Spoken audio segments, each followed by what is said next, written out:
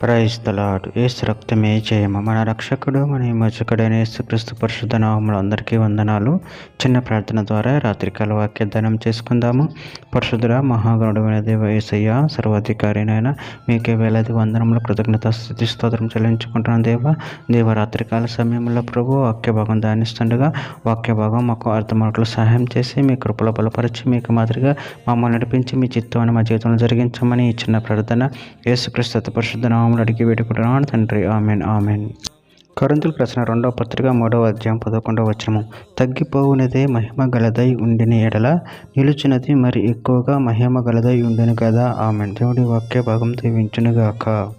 ప్రభునందు ప్రియులారా, ఇక్కడ వాక్య భాగంలో గమనించినట్లయితే తగ్గిపోవునది మహిమ గలదై ఉండిన ఎడల నిలిచినది మరి ఎక్కువగా మహిమ గలదై ఉండును కదా.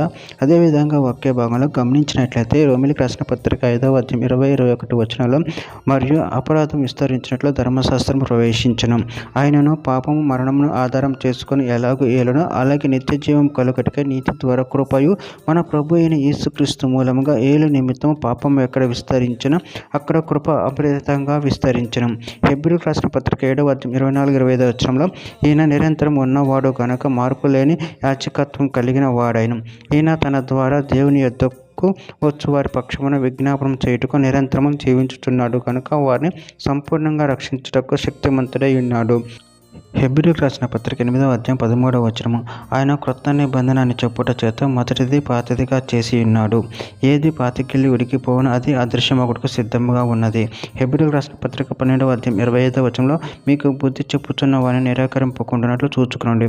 వారు భూమి మీద నుండి బుద్ధి చెప్పిన వారిని నిరాకరించినప్పుడు తప్పించుకొనక పోయిన ఎడల పరలోకం నుండి బుద్ధి చెప్పుచున్న వారిని విసరించు మనము తప్పించుకొనక పోవటం మరి నిశ్చయము కదా.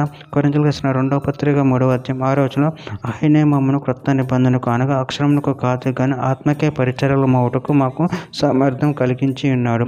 అక్షరం చంపును కానీ ఆత్మ జీవింపచేయును. చివరిగా ఒక మాట. కొరింథీయులకు రాసిన 2వ పత్రిక 3వ అధ్యాయం 9వ వచనం. శిక్షావిధికి కారణమైన పరిచర్య మహిమ కలిగినదైతే నీతికి కారణమైన పరిచర్య ఎంతో అధికమైన మహిమ కలదగును. ఆమె. దేవుడి వాక్య భాగం దీవించుగాక. చిన్న ప్రార్థన చేసుకుందాము.